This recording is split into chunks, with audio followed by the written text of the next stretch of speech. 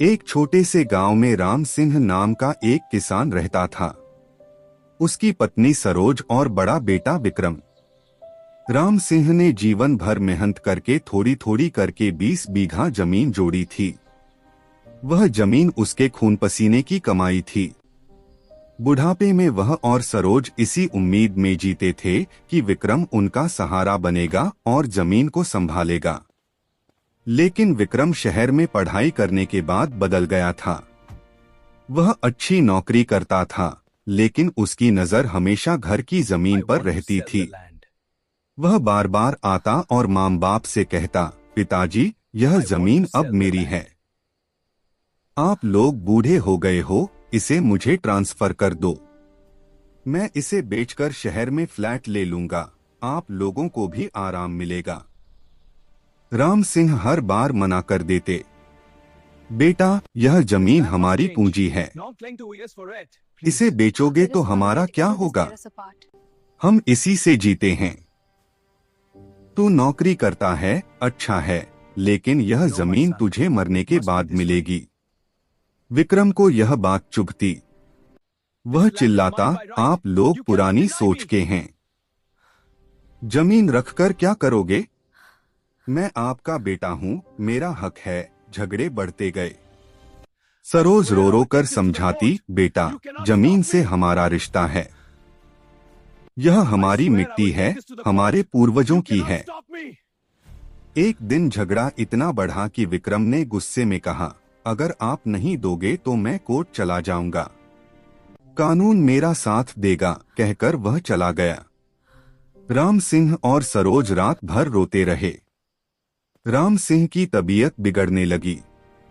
कुछ महीने बाद विक्रम को पता चला कि उसके शहर के ऑफिस के पास एक बड़ा प्रोजेक्ट आ रहा है, जिसमें पुरानी जमीनें अधिग्रहण हो रही हैं। जिन किसानों की जमीन गई, वे रातों रात करोड़पति बन गए। विक्रम के मन में लालच जागा।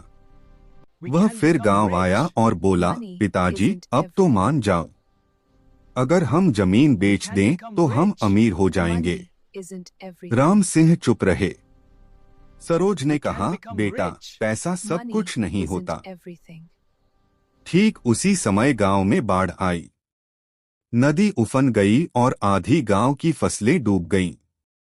राम सिंह की जमीन ऊंची थी, इसलिए बची रही। आसपास के कई परिवार बेघर हो गए। राम सिंह और सरोज ने अपनी जमीन पर उन लोगों को शरण दी, अनाज बांटा, रहने की जगह दी। विक्रम भी शहर से आया हुआ था। उसने देखा कि कैसे उसके माँ बाप बिना कुछ सोचे दूसरों की मदद कर रहे हैं। एक रात विक्रम ने अपने पिता से पूछा, पिताजी, आपने इतनों की मदद की, लेकिन अपनी जमीन क्यों नहीं बेची? राम सिंह मुस्कुराए और बोले, बेटा, जमीन सिर्फ पैसा नहीं होती, यह जीवन है।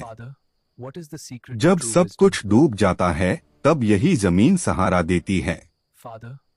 आज इन लोगों को हमने जगह दी, कल को अगर हमें जरूरत पड़ी तो कोई न कोई हमारी मदद करेगा। पैसा आता जाता है, लेकिन मिट्टी का रिश्ता स्थायी होता है।